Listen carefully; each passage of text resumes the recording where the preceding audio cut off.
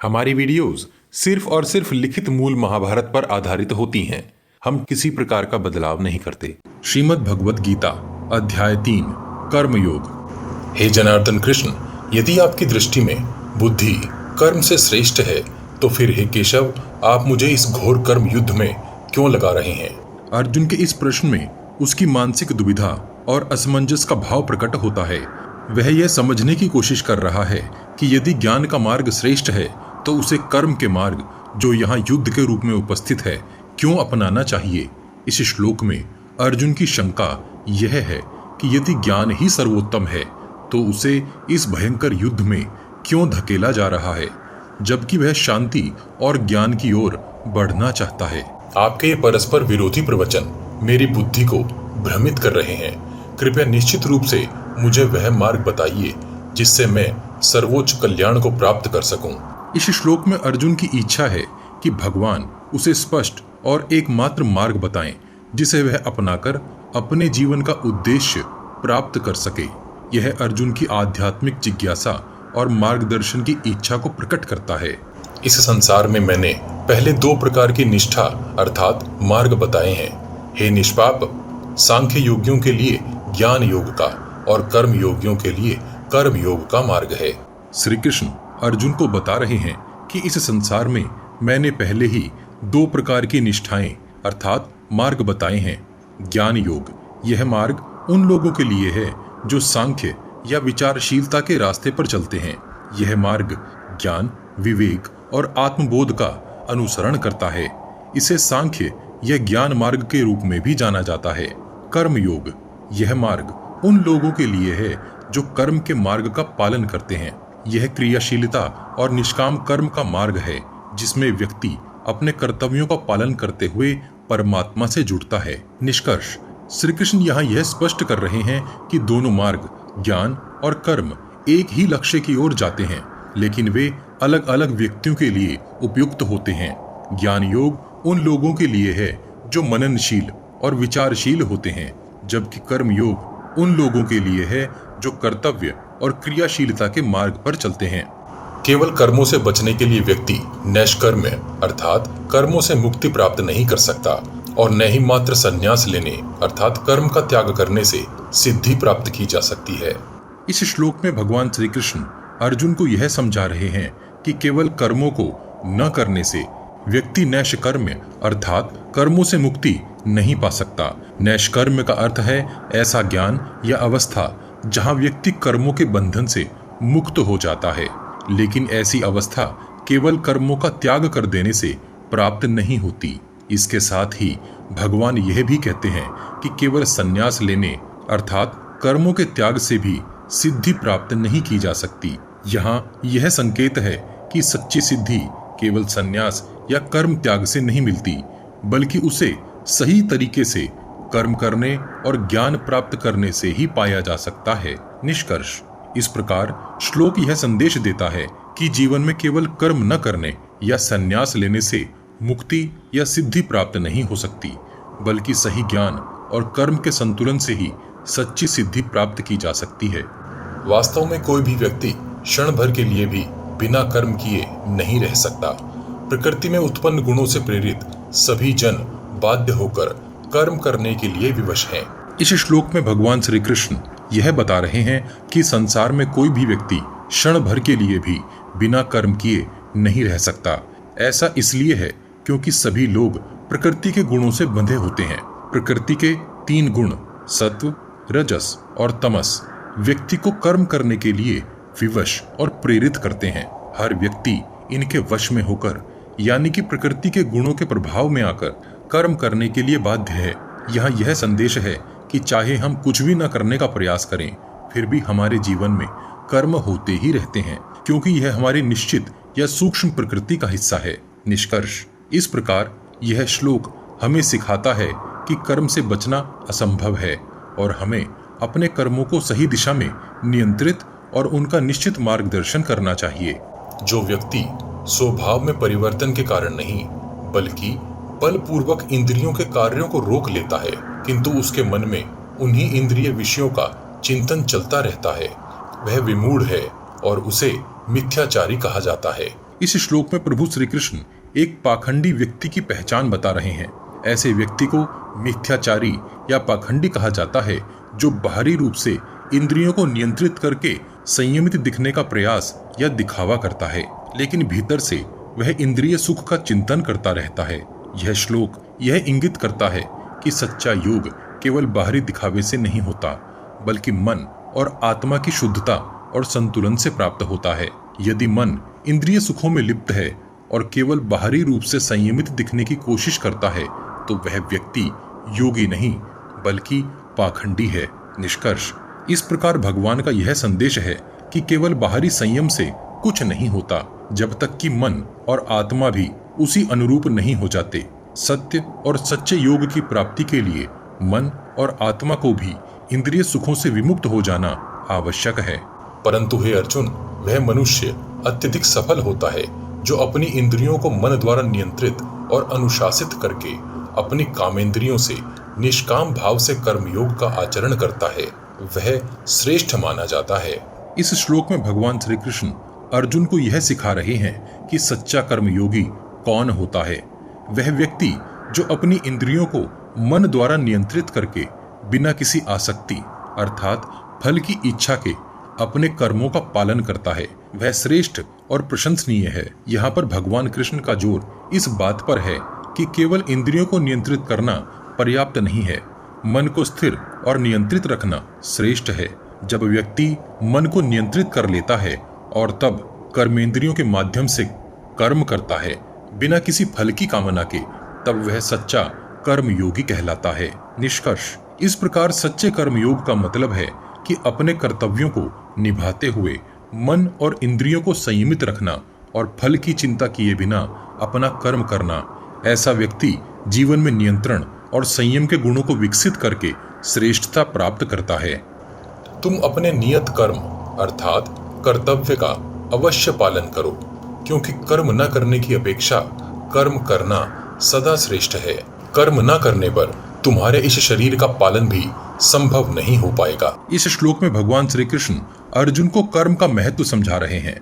वे कहते हैं कि अपने कर्तव्यों का पालन करना अनिवार्य है, क्योंकि कर्म करना निष्क्रियता अर्थात खाली बैठने से श्रेष्ठ है।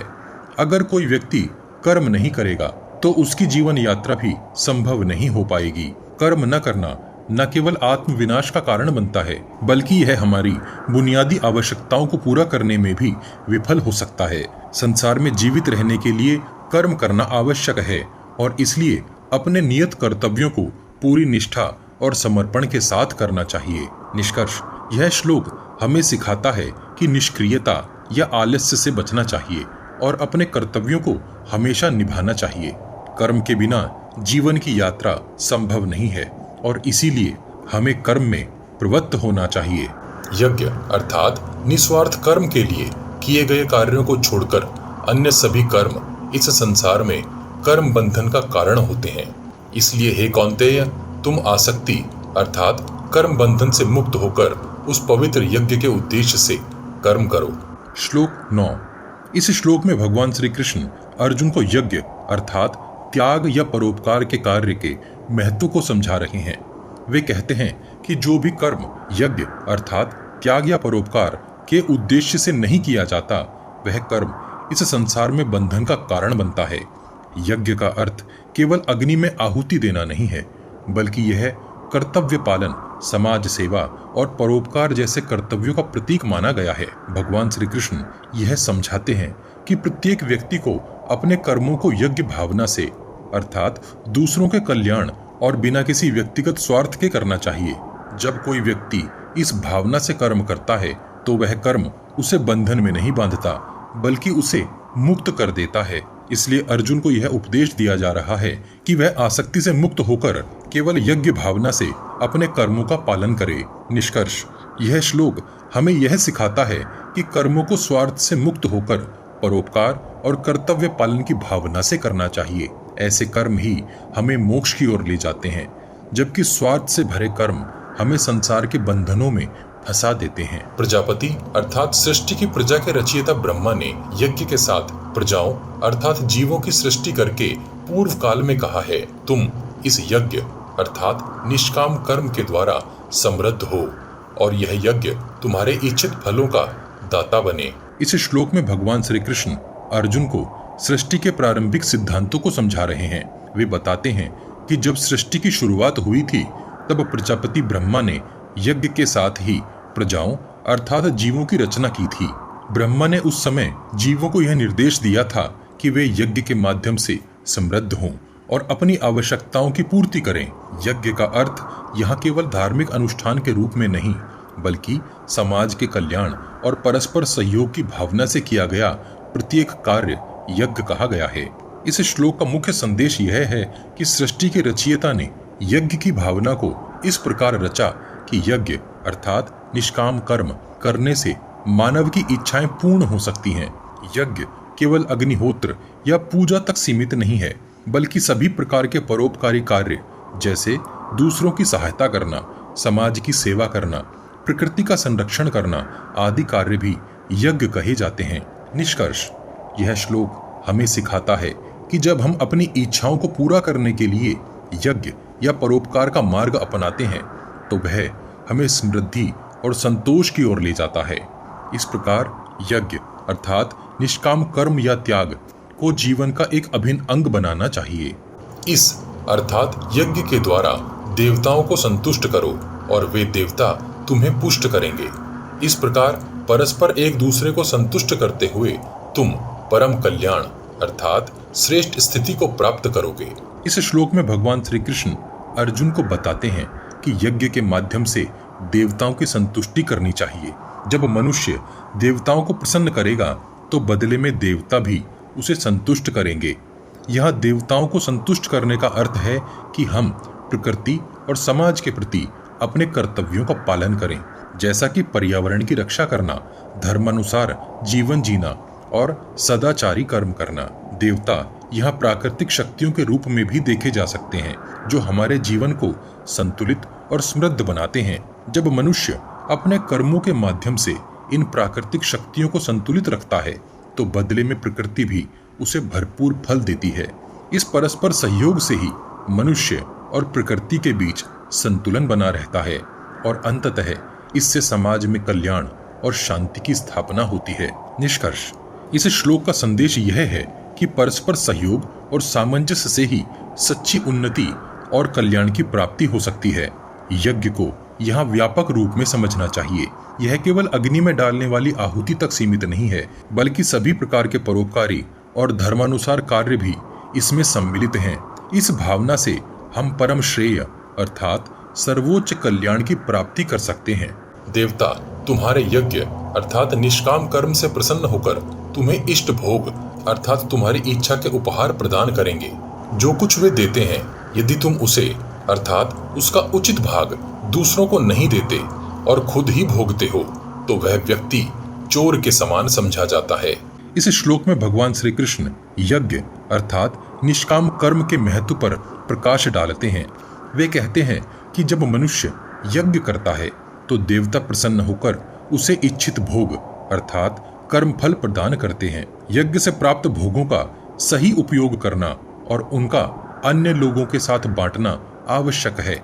जो व्यक्ति केवल अपने लिए उन भोगों का उपभोग करता है बिना उन्हें दूसरों के साथ साझा किए वह चोर के समान माना जाता है। निष्कर्ष, यह श्लोक हमें सिखाता है कि हमें प्राप्त होने वाले संसाधनों और भोगों का सदुपयोग और संतुलित वितरण करना चाहिए। इसे सामाजिक उत्तरदायित्व और परोपकार के संदर्भ में भी देखा जा सकता है। समाज में एक दूसरे का सहयोग और साझा करने की भावना से ही सही अर्थों में समृद्धि और शांति का अनुभव किया जा सकता है। जो सज्जन लोग अर्थात धार्मिक लोग यज्ञ के बाद बचे हुए को ग्रहण करते हैं वे सभी पापों से मुक्त रहते हैं। लेकिन जो लोग केवल अपने लिए अन्न पकाते हैं अर्थात संपूर्ण पर अधिकार करने की चेष्टा करते हैं वे पाप का भोग करते हैं। इस श्लोक में भगवान श्री कृष्ण यज्ञ के महत्व को बताते हुए स्वार्थपूर्ण जीवन की निंदा करते हैं। जो व्यक्ति यज्ञ में अर्पित करने के बाद बचा हुआ भोजन ग्रहण करता है वे सभी पापों से मुक्त रहते हैं। यज्ञ में अर्पण का अर्थ है किसी काम में ईश्वर का स्मरण और समाज के कल्याण के लिए किए गए कार्य। इसके विपरीत जो लोग केवल अपने स्वार्थ के लिए भोजन पकाते हैं और यज्ञ अर्थात निष्काम कर्म या परोपकार में हिस्सा नहीं लेते, वे पापी होते हैं और पाप का भोग करते हैं। निष्कर्ष, इस प्रकार यह श्लोक हमें सिखाता है कि हमें अपने जीवन में न केवल स्वार्थी होकर जीना चाहिए, बल्कि दूसरों की सेवा और कल्याण के लिए भी प्रयास करना चाहिए। अन्न से प्राणी उत्पन्न होते हैं और अन्न वर्षा अर्थात पर्जन्य से उत्पन्न होता है। यज्ञ अर्थात ब्रह्मांडीय अग्नि से वर्षा होती है और यज्ञ कर्म से उत्पन्न होता है। इस श्लोक में भगवान श्री कृष्ण ने सृष्टि के चक्र को समझाते हुए बताया है कि अन्न से सभी जीवों का पालन होता है। अन्न की उत्पत्ति वर्षा से होती है और वर्षा यज्ञ के प्रभाव से होती है। यज्ञ की उत्पत्ति कर्म से होती है, अर्थात कर्म ही यज्ञ का आधार है। निष्कर्ष, यह श्लोक कर्म के महत्व को भी दर्शाता है। कर्म ही वह साधन है जिससे यज्ञ होता है और यज्ञ के प्रभाव से पर्जन्य अर्थात वर्षा होती है, जिससे अन्न उत्पन्न होता है और अंततः जीवन का पालन होता है। इस प्रकार यह श्लोक हमें कर्म करने की प्रेरणा देता है और बताता है कि सही और पवित्र कर्म से ही जीवन चक्र का संतुलन बना रहता है। कर्म अर्थात ईश्वर की सृजनात्मक चेतना को ब्रह्म से ही उत्पन्न हुआ जानो। यह चेतना अविनाशी ब्रह्म अर्थात अक्षर परमात्मा से उत्पन्न होती है, इसलिए सर्वव्यापी ब्रह्म ही नित्य रूप में मनुष्य के कर्म में स्थापित है। कर्म को ब्रह्मा से उत्पन्न माना गया है। ब्रह्मा से उत्पन्न होने का मतलब है कि कर्म का स्रोत और उसका वास्तविक आधार ब्रह्मा ही है। अक्षर परमात्मा कर्म को ब्रह्मा के अक्षर अर्थात अक्षर परमात्मा से उत्पन्न माना गया है। अक्षर ब्रह्म अनंत और अविनाशी हैं, जो ब्रह्म का ही एक रूप है। इसलिए ब्रह्म ही नित्य रूप से मनुष्य के यज्ञ अर्थात कर्म में स्थापित है। निष्कर्ष, इस श्लोक के माध्यम से श्री कृष्ण ने कर्म की दिव्यता और उसकी ब्रह्म से संबंधता को स्पष्ट किया है। यह बताया है कि कर्म न केवल ब्रह्मा से उत्पन्न होता है, बल्कि वह ब्रह्मा के नित्य रूप से भी जुड़ा हुआ है। यज्ञ जो एक प्रकार का कर्म ही है, ब्रह्म की उपस्थिति और उसकी आराधना का एक माध्यम है। इस प्रकार जो व्यक्ति इस संसार में स्थापित चक्र अर्थात सृष्टि चक्र का अनुसरण नहीं करता, वह पाप युक्त जीवन जीता है। वह केवल इंद्रियों के सुखों में लगा रहता है और उसका जीवन व्यर्थ हो जाता है। पार्थ, धर्म का चक्र संसार के सभी कार्यों का आधार है।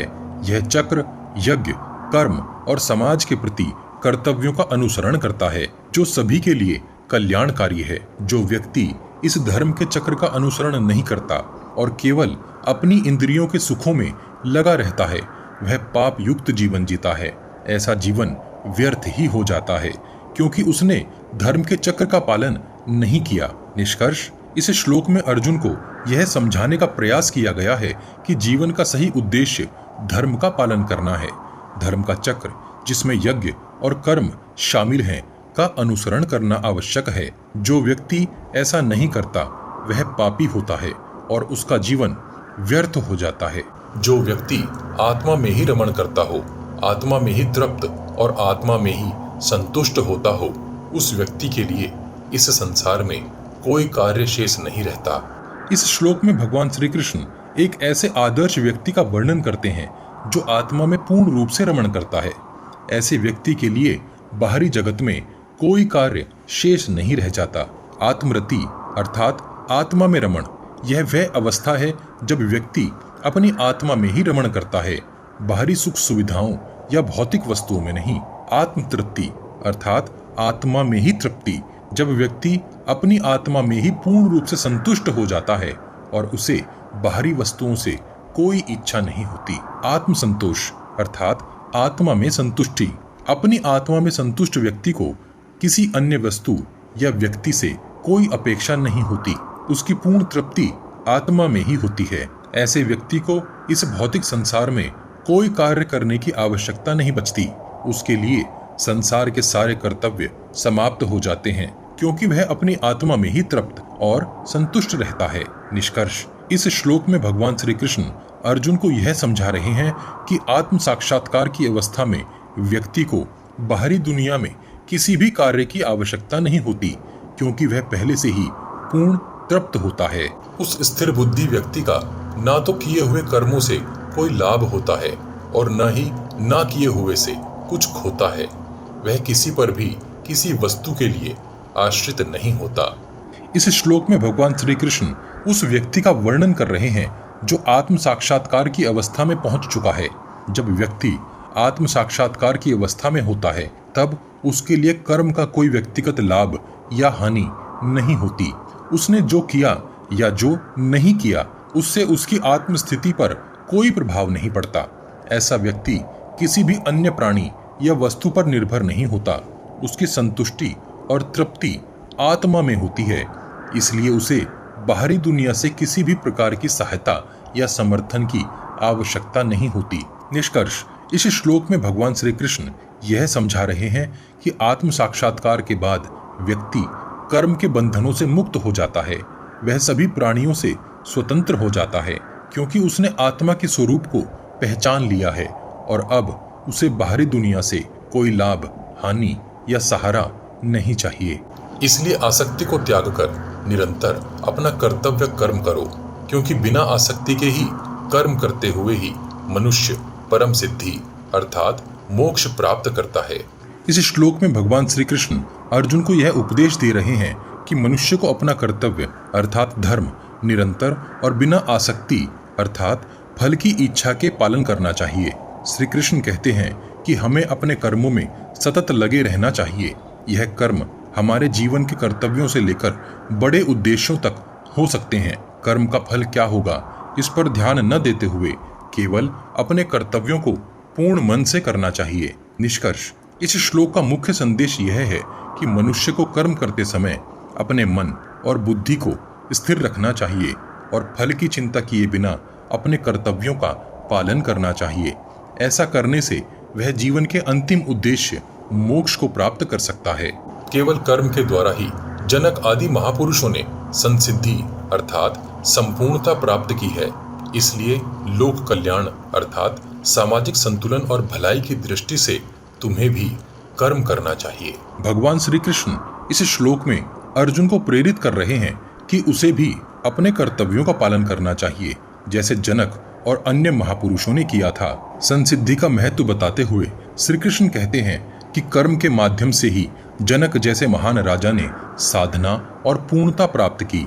इसका अर्थ यह है कि साधारण कार्य भी यदि पूर्ण समर्पण और निष्ठा से किए जाएं तो वे मोक्ष की ओर ले जा सकते हैं। लोक कल्याण के विषय में श्री कृष्ण बताते हैं कि केवल व्यक्तिगत मोक्ष या सिद्धि के लिए नहीं बल्कि समाज के कल्याण और संतुलन के लिए भी कर्म करना आवश्यक है। जो व्यक्ति समाज का नेतृत्व करता है उसे अपने कर्मों से एक उदाहरण स्थापित करना चाहिए ताकि अन्य लोग उसका अनुसरण कर सकें। कर्तव्यों के पालन के विषय में भगवान अर्जुन से कहते हैं कि उसे भी अपने कर्मों का पालन करना चाहिए, क्योंकि यह न केवल उसके लिए बल्कि समाज के लिए भी आवश्यक है। निष्कर्ष, इस श्लोक का संदेश यह है कि महान व्यक्ति केवल अपने मोक्ष के लिए कर्म नहीं करते, वे समाज की भलाई और संतुलन के लिए भी कार्य करते हैं। अर्जुन को भी इसी दृष्टि से अपने कर्मों का पालन करना चाहिए। श्रेष्ठ पुरुष जो जो आचरण करता है अन्य लोग भी वैसा आचरण करते हैं। वह जो प्रमाण स्थापित करता है समस्त लोग उसका अनुसरण करते हैं। इस श्लोक में भगवान श्री कृष्ण अर्जुन को यह समझा रहे हैं कि समाज में श्रेष्ठ व्यक्तियों के आचरण का प्रभाव कितना गहरा होता है। जो आचरण एक श्रेष्ठ व्यक्ति करता है वही आचरण अन्य लोग भी करते हैं। इसका अर्थ यह है कि समाज के बड़े और प्रभावशाली लोग जिस प्रकार का व्यवहार, कर्म या आचरण करते हैं वही समाज के बाकी लोग भी अनुसरण करने लगते हैं। श्रेष्ठ व्यक्ति जो प्रमाण या मानक स्थापित करता है समाज के लोग उसी को आदर्श मानकर उसका अनुसरण करते हैं। इसका तात्पर्य यह है कि उच्च स्थान पर स्थित व्यक्तियों की विशेष जिम्मेदारी होती है कि वे ऐसा आचरण करें जिससे समाज में सही मानक स्थापित हों। निष्कर्ष, इस प्रकार यह श्लोक समाज में नेतृत्व की भूमिका और उसकी जिम्मेदारी को स्पष्ट करता है जो कि एक श्रेष्ठ पुरुष के आचरण से जुड़े होते हैं। हे पार्थ, मेरे लिए तीनों लोकों में न कोई कर्तव्य है, न कुछ प्राप्त करना बाकी है और न कुछ प्राप्त करने योग्य ही है, फिर भी मैं कर्म में लगा रहता हूँ।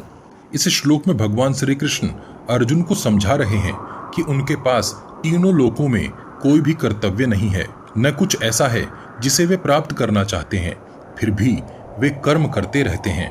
इसका अर्थ है कि वे पूर्ण हैं और उन्हें कुछ भी प्राप्त करने की आवश्यकता नहीं है, फिर भी भगवान कर्म में लगे रहते हैं। इसका मुख्य कारण यह है कि वे अपने कर्मों से संसार को एक मार्गदर्शन प्रदान करते हैं। यदि भगवान स्वयं कर्म न करे तो अन्य लोग भी उनका अनुसरण कर कर्म करना छोड़ देंगे, जिससे संसार में अराजकता उत्पन्न हो सकती है। निष्कर्ष, भगवान श्री कृष्ण यहाँ अर्जुन को यह सिखा रहे हैं कि कर्म केवल व्यक्तिगत इच्छाओं और आवश्यकताओं के लिए नहीं किया जाता, बल्कि संसार के संतुलन और सुव्यवस्था के लिए भी आवश्यक है। यहाँ तक कि जब सब कुछ प्राप्त कर लिया जाता है तब भी कर्म करना आवश्यक है, ताकि अन्य लोग सही मार्ग पर चल सकें। यदि किसी समय मैं निरंतर कर्मों को न करूं, तो हे पार्थ, सभी मनुष्य मेरे इस मार्ग का भी अनुसरण करेंगे। इस श्लोक में भगवान श्री कृष्ण कहते हैं कि यदि वे कर्म करने में तत्परता नहीं दिखाएंगे और अपने कर्तव्यों को पूरा नहीं करेंगे तो इसका असर पूरे संसार पर पड़ेगा। उनके कर्म का अनुसरण अन्य लोग भी करेंगे, इसलिए उनके लिए कर्म करना अनिवार्य है। नेतृत्व का महत्व समझाते हुए इस श्लोक में भगवान यह बता रहे हैं कि जो व्यक्ति नेतृत्व की भूमिका में होते हैं उनके कर्म और आचरण का प्रभाव पूरे समाज पर पड़ता है। यदि वे अपने कर्तव्यों से विमुख हो जाएंगे तो समाज भी उस उदाहरण को जानकर अक्रमण्य के मार्ग पर चलने लगेगा। निष्कर्ष, इस श्लोक के माध्यम से यह संदेश दिया जा रहा है कि नेतृत्व में रहने वाले व्यक्ति का हर कदम महत्वपूर्ण होता है। उनके कर्म और आचरण समाज के लिए आदर्श बनते हैं, इसलिए उन्हें हमेशा सही और उचित मार्ग पर चलते रहना चाहिए। एक श्रेष्ठ व्यक्ति का कर्म समाज पर बहुत गहरा प्रभाव डालता है। यदि मैं कर्म न करूं तो ये लोग अर्थात समाज नष्ट हो जाएंगे और मैं अत्यधिक विभ्रम अर्थात संकरता या अनुचित कर्मों के मिश्रण का कर्ता हो जाऊंगा, जिससे ये सभी प्रजा स्वयं ही विनाश को प्राप्त हो जाएंगे। भगवान श्री कृष्ण कहते हैं कि यदि वे स्वयं अपने कर्तव्यों का पालन नहीं करेंगे तो पूरा समाज नष्ट हो सकता है। यह बताता है कि एक नेता या मार्गदर्शक के कर्म का प्रभाव पूरे समाज पर पड़ता है। यहाँ संकरता अर्थात सामाजिक और नैतिक अनुशासन के ह्रास की बात की गई है। यदि भगवान श्री कृष्ण अपने कर्तव्यों का पालन नहीं करेंगे तो समाज में अराजकता और अनुशासनहीनता फैल जाएगी, जिससे संकरता उत्पन्न होगी और प्रजा का विनाश हो जाएगा। निष्कर्ष, इस श्लोक के माध्यम से यह संदेश दिया जा रहा है कि समाज का संतुलन बनाए रखने के लिए प्रत्येक व्यक्ति, विशेष रूप से जो लोग नेतृत्व की भूमिका में होते हैं, को अपने कर्तव्यों का पालन करना चाहिए। यदि वे अपने कर्तव्यों का पालन नहीं करेंगे तो इसका नकारात्मक प्रभाव समाज पर पड़ेगा और समाज विनाश की ओर अग्रसर हो जाएगा। हे भारत, जैसे अज्ञानी जन आसक्ति से कर्म करते हैं, वैसे ही विद्वान जन को भी बिना आसक्ति के लोक कल्याण अर्थात समाज की भलाई की इच्छा से कर्म करना चाहिए। इस श्लोक में भगवान श्री कृष्ण अर्जुन को कर्म के सिद्धांत को समझा रहे हैं। जिस प्रकार अज्ञानी व्यक्ति अपने कर्मों में आसक्ति अर्थात लालसा या मोह के साथ कार्य करता है, वह कर्म फल के प्रति आसक्त रहता है और अपनी इच्छाओं की पूर्ति के लिए ही कर्म करता है। इसके विपरीत विद्वान व्यक्ति भी कर्म करता है, लेकिन वह बिना किसी आसक्ति के सिर्फ कर्तव्य के रूप में अपना कार्य करता है। विद्वान व्यक्ति का उद्देश्य केवल अपनी भलाई नहीं बल्कि समाज की भलाई होता है। निष्कर्ष, इस श्लोक के माध्यम से भगवान श्री कृष्ण कर्म योग का संदेश दे रहे हैं कि कर्म करना आवश्यक है, लेकिन कर्म करते समय आसक्ति अर्थात कर्म फल या लालच से मुक्त रहना भी उतना ही आवश्यक है। विद्वान व्यक्ति को समाज की भलाई के लिए कर्म करना चाहिए, बिना किसी फल की अपेक्षा के। इस प्रकार का कर्म ही सच्चे अर्थों में धर्म का पालन और लोक संग्रह का माध्यम बनता है। विद्वान व्यक्ति को अज्ञानी लोगों में बुद्धि भेद अर्थात विचारों में भिन्नता उत्पन्न नहीं करनी चाहिए। वे कर्मों में आसक्त होते हैं, वह सभी कर्मों को प्रेरित करें और स्वयं ऐसे कर्मों का पालन करें जो सही मार्गदर्शन के अनुसार हों। इस श्लोक में भगवान श्री कृष्ण विद्वानों को यह सलाह दे रहे हैं कि विद्वान व्यक्ति को अज्ञानी लोगों के बीच बुद्धि भेद उत्पन्न नहीं करना चाहिए। अज्ञानी लोग जो कर्मों में आसक्त होते हैं उनकी सोच और दृष्टिकोण को बदलने की कोशिश में उत्पन्न होने वाले मतभेद से बचना चाहिए। विद्वान व्यक्ति को यह सुनिश्चित करना चाहिए कि वह स्वयं सही मार्ग पर चले, जिससे दूसरे स्वयं प्रेरित हों। कर्मों के प्रति सही दृष्टिकोण रखना चाहिए और दूसरों को भी ऐसा ही मार्गदर्शन देना चाहिए। निष्कर्ष, यह श्लोक बताता है कि विद्वान व्यक्ति को अज्ञानी लोगों के बीच बुद्धि भेद उत्पन्न करने की बजाय स्वयं सही मार्ग पर चलना चाहिए और सही कर्मों को प्रेरित करने का प्रयास करना चाहिए। उसका उद्देश्य समाज में सकारात्मक मार्गदर्शन प्रदान करना है, ताकि लोगों के कर्म सही दिशा में हों और समाज में संतुलन बना रहे। सभी कर्म प्रकृति के गुणों द्वारा ही उत्पन्न होते हैं, परंतु अहंकार में मोहित व्यक्ति सोचता है कि मैं ही उन कर्मों को कर रहा हूँ।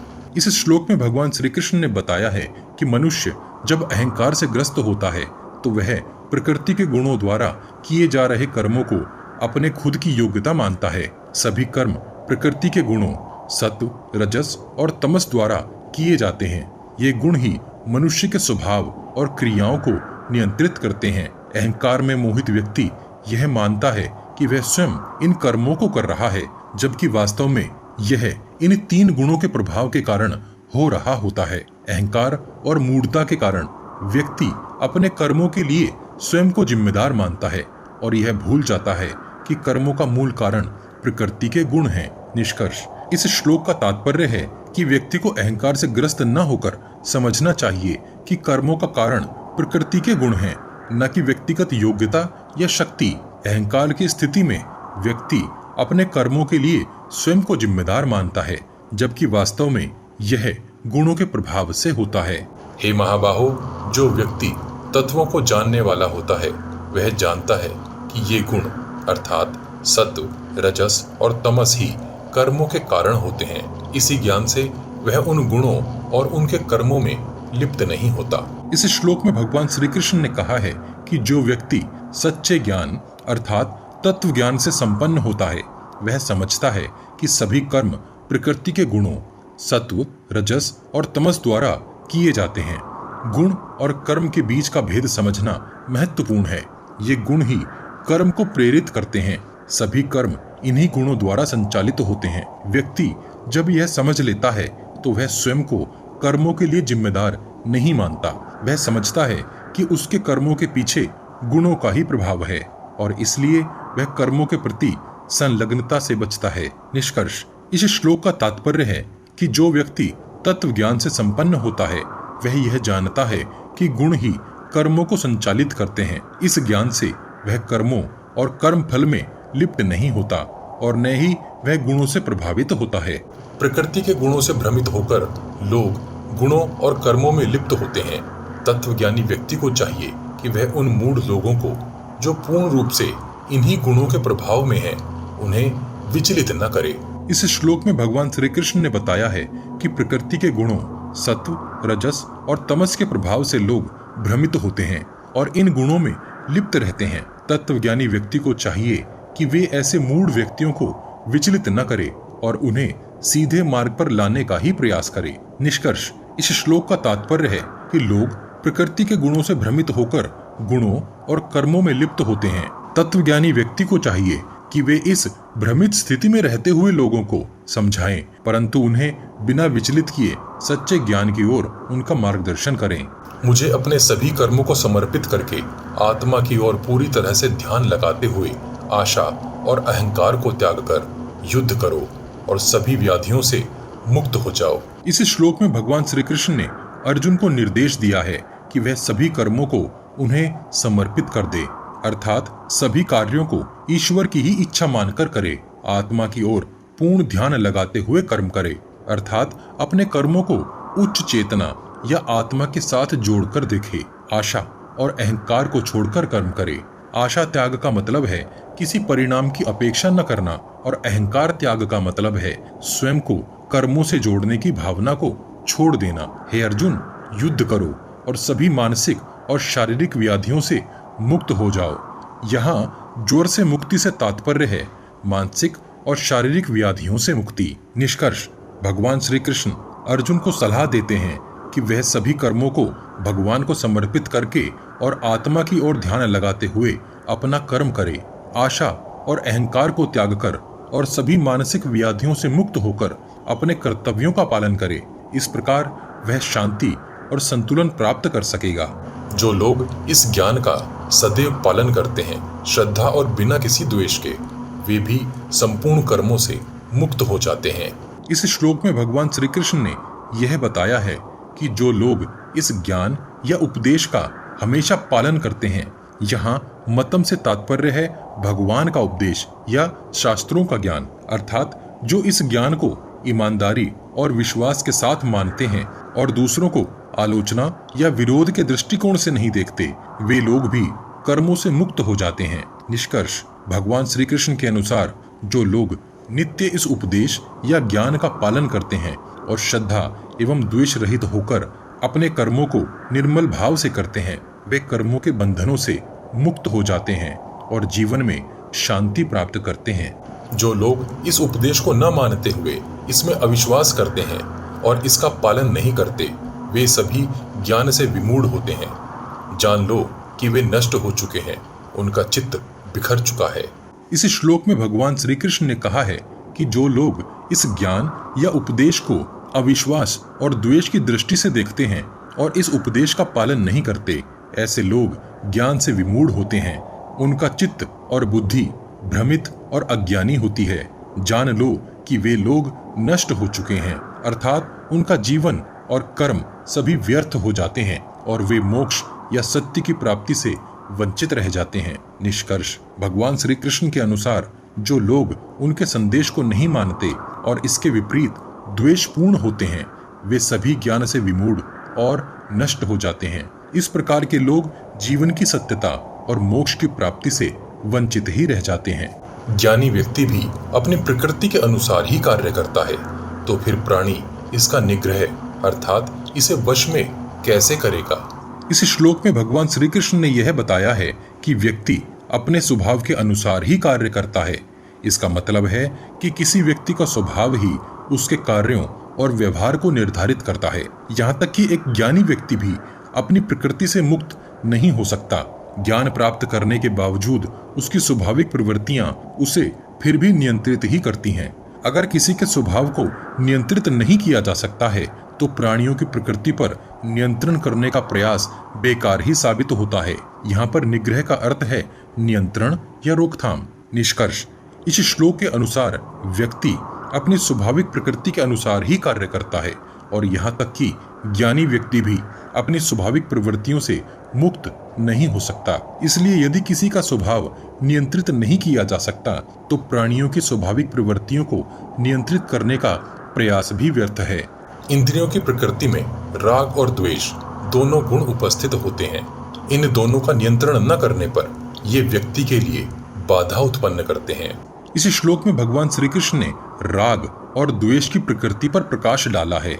यहाँ इंद्रियों की प्रकृति से तात्पर्य उन चीजों से है जिन्हें इंद्रियां अनुभव करती हैं, जैसे स्वाद, दृष्टि, ध्वनि, स्पर्श और गंध। जब इंद्रियां किसी वस्तु को अनुभव करती हैं तो उस वस्तु के प्रति राग अर्थात आकर्षण या द्वेष अर्थात विरोध अपने स्वभाव के अनुसार उत्पन्न कर लेती हैं। यदि इन राग और द्वेष पर नियंत्रण नहीं रखा जाए तो ये व्यक्ति के ऊपर हावी हो जाते हैं और उसके लिए समस्याएं उत्पन्न करते हैं। ये राग और द्वेष व्यक्ति के लिए बाधक होते हैं। वे व्यक्ति की आंतरिक शांति और ध्यान को भंग करते हैं। निष्कर्ष, इस श्लोक के अनुसार राग और द्वेष इंद्रियों के गुण हैं और यदि मनुष्य उन पर नियंत्रण नहीं रखता तो ये उसके लिए बाधक हो सकते हैं।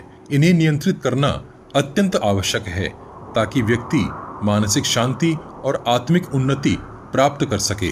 स्वधर्म अर्थात अपनी निश्चित प्रकृति भले ही दोष युक्त क्यों न हो, परंतु परधर्म अर्थात दिखावे की तुलना में वही श्रेष्ठ है।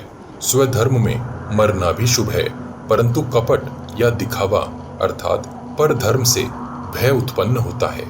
इस श्लोक में भगवान श्री कृष्ण ने कहा है कि अपने धर्म अर्थात मनुष्य की स्वाभाविक प्रकृति में कुछ दोष हो सकते हैं, लेकिन फिर भी परधर्म अर्थात जो मनुष्य के स्वभाव के विपरीत है की अपेक्षा स्वधर्म ही श्रेष्ठ है।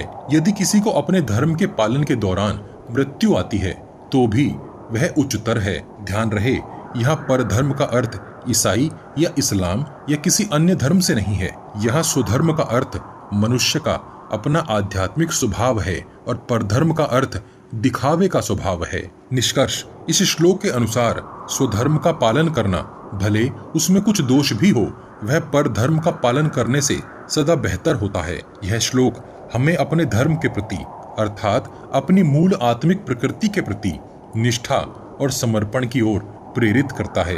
हे कृष्ण, मनुष्य किस बल के प्रभाव से पाप करता है, फिर भले ही वह ऐसा करने की इच्छा न रखता हो। ऐसी कौन सी शक्ति है जो उसे बुराई करने के लिए मजबूर करती है? इस श्लोक में अर्जुन भगवान श्री कृष्ण से पूछ रहे हैं कि मनुष्य पाप क्यों करता है, भले ही उसे ऐसा करने की इच्छा न हो। यह पाप करने की प्रेरणा अर्थात बलात् किस बल से आती है? निष्कर्ष, अर्जुन का यह प्रश्न पाप और मानव स्वभाव के मनोवैज्ञानिक और दार्शनिक पहलुओं को समझने के लिए है, ताकि मनुष्य की प्रवृत्तियों को ठीक से समझा जा सके और उन्हें नियंत्रित किया जा सके। काम अर्थात इच्छा और क्रोध अर्थात गुस्सा दोनों रजोगुण से उत्पन्न होते हैं। ये दो बाध्यकारी शक्तियां महाप्रभावशाली और महापापी हैं।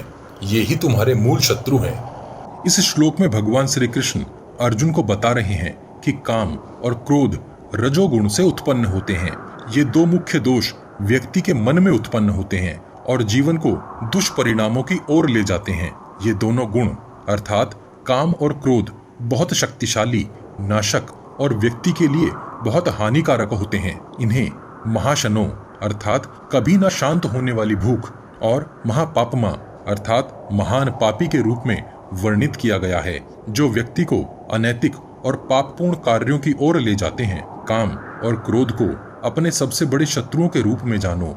ये तुम्हारी आत्मा की शांति और सद्गुणों को नष्ट कर देते हैं, इसलिए इन्हें नियंत्रित करना आवश्यक है। निष्कर्ष, इस श्लोक के माध्यम से श्री कृष्ण अर्जुन को समझा रहे हैं कि काम और क्रोध आत्मा के शत्रु हैं और इन्हें नियंत्रित करना और दूर रखना चाहिए। ये मनुष्य के भीतर पाप और अज्ञानता को जन्म देते हैं और इसीलिए आत्मा की शांति और सच्चे ज्ञान की प्राप्ति के लिए इनका नियंत्रण अति महत्वपूर्ण है।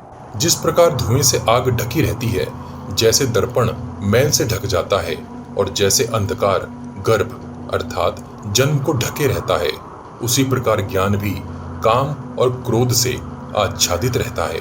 इस श्लोक में उदाहरण के माध्यम से यह समझाया गया है कि कैसे विभिन्न चीजें एक आवरण से वस्तुतः ढकी हुई होती हैं। आग धुएं से ढकी होती है। जब आग के चारों ओर धुआं होता है तो उसकी रोशनी और गर्मी स्पष्ट रूप से नहीं देखी जा सकती। वैसे ही एक दर्पण जब गंदगी से ढका हुआ होता है तो उसमें प्रतिबिंब स्पष्ट नहीं दिखता। जैसे गर्भ अंधकार से ढका होता है, उससे उसकी स्थिति अदृश्य रहती है, उसी प्रकार यह ज्ञान या आत्मिक स्थिति भी काम और क्रोध के आवरण से ढकी होती है, जिससे इसकी वास्तविकता या स्थिति स्पष्ट नहीं हो पाती। निष्कर्ष, इस श्लोक का तात्पर्य यह है कि जिस प्रकार आग, दर्पण और गर्भ अंधकार, गंदगी और धुएं से ढके होते हैं, उसी प्रकार ज्ञान या सत्य भी किसी प्रकार की अज्ञानता या विकृतियों से ढका हुआ होता है। इसमें यह समझाया जा रहा है कि सत्य या ज्ञान को सही से देखने और समझने के लिए अज्ञानता और भ्रांतियों को दूर करना आवश्यक है। हे कुंती पुत्र, इस अतृप्त कामना रूपी शत्रु द्वारा जो कभी तृप्त नहीं होती तथा अग्नि के समान जलती ही रहती है, अत्यंत बुद्धिमान व्यक्ति का ज्ञान भी ढक लेती है। इस श्लोक में श्री कृष्ण अर्जुन को समझाते हैं कि ज्ञान को इस काम रूपी शत्रु द्वारा ढका गया है। यहाँ पर काम का तात्पर्य अनियंत्रित इच्छाओं और वासनाओं से है। यह शत्रु हमेशा ज्ञानी के खिलाफ खड़ा होता है और इच्छाओं और वासनाओं के रूप में प्रकट होता है। यह अग्नि की तरह अतृप्त सदा जलती है, अर्थात कभी भी पूरा नहीं होता। निष्कर्ष, इस श्लोक का तात्पर्य यह है कि ज्ञान को कामनाओं और इच्छाओं के एक स्थायी और संतोषजनक शत्रु द्वारा ढक दिया जाता है। ये इच्छाएं और वासनाएं ज्ञान को स्पष्ट रूप से देखने और समझने में बाधा डालती हैं। इस प्रकार इच्छाओं और वासनाओं के परे जाकर ही सच्चा ज्ञान प्राप्त किया जा सकता है। इंद्रियां, मन और बुद्धि को कामनाओं का दुर्जय दुर्ग स्थल अर्थात किला कहा गया है। इनके माध्यम से मनुष्य का ज्ञान धुंधला हो जाता है और देहधारी आत्मा वासना से भ्रमित हो जाती है। इस श्लोक में श्री कृष्ण यह स्पष्ट करते हैं कि कैसे इंद्रियां, मन और बुद्धि अज्ञान के आधार हैं और इनकी सहायता से ज्ञान को ढका जा सकता है। इंद्रियां संसार के विभिन्न अनुभवों को ग्रहण करती हैं, मन उन्हें सोचता और समझता है और बुद्धि उनका विश्लेषण करती है। ये अर्थात इंद्रियां, मन और बुद्धि ज्ञान को ढककर या उसे समझने में बाधा डालकर व्यक्ति को भ्रमित करते हैं। इंद्रियां, मन और बुद्धि मिलकर मनुष्य को बाह्य जगत में लिप्त कर देते हैं और आत्मा के आंतरिक दिव्य प्रकाश से दूर ले जाते हैं। निष्कर्ष, इस श्लोक का तात्पर्य है कि व्यक्ति की इंद्रियां, मन और बुद्धि अज्ञान का मुख्य आधार बनते हैं और इन्हीं के माध्यम से ज्ञान को ढककर भ्रमित किया जाता है। इनसे उत्पन्न भ्रम और मोह के कारण व्यक्ति सदा ज्ञान को प्राप्त नहीं कर पाता। अतः आत्मज्ञान प्राप्त करने के लिए इन इंद्रियों और मन को नियंत्रित करना आवश्यक है। इसलिए हे भरतश्रेष्ठ, तुम इंद्रियों को शुरू से ही नियंत्रित करके तुम इस पापी इच्छा को नष्ट कर दो जो ज्ञान और आत्म साक्षात्कार को नष्ट करने वाली है। इस श्लोक में श्री कृष्ण अर्जुन को सलाह दे रहे हैं कि वे अपनी इंद्रियों को नियंत्रित करें और अज्ञान के प्रतिनिधि इस पापी को नष्ट करे जो ज्ञान के विज्ञान को नष्ट करता है। यहाँ पाप मानम का तात्पर्य उस पापी या अज्ञानी से है जो सत्य ज्ञान को ग्रहण करने में बाधा उत्पन्न करता है। निष्कर्ष, इस श्लोक का तात्पर्य है कि अर्जुन को अपनी इंद्रियों को पूरी तरह से नियंत्रित करना चाहिए और उस अज्ञान को नष्ट करना चाहिए जो ज्ञान और विज्ञान के प्रतीक में बाधक है। इस प्रकार अर्जुन को आत्म संयम और ध्यान की आवश्यकता है ताकि वह सही मार्ग पर चल सके और अपने कर्तव्य को निभा सके। इंद्रियां स्थूल शरीर से श्रेष्ठ हैं और इंद्रियों से भी श्रेष्ठ है मन। मन से परे बुद्धि है और बुद्धि से भी परे है आत्मा। इस श्लोक में भगवान श्री कृष्ण इंद्रियों, मन, बुद्धि और आत्मा के बीच के संबंध को समझा रहे हैं। इंद्रियों को परे या श्रेष्ठ कहा जाता है। इसका मतलब यह है कि इंद्रियां हमारे शरीर का सबसे प्रबल और प्रभावशाली हिस्सा हैं जो हमें बाहरी दुनिया से जोड़ती हैं। इंद्रियों से भी परे मन है। मन इंद्रियों को नियंत्रित करता है और उनके द्वारा प्राप्त जानकारी को संसाधित करता है।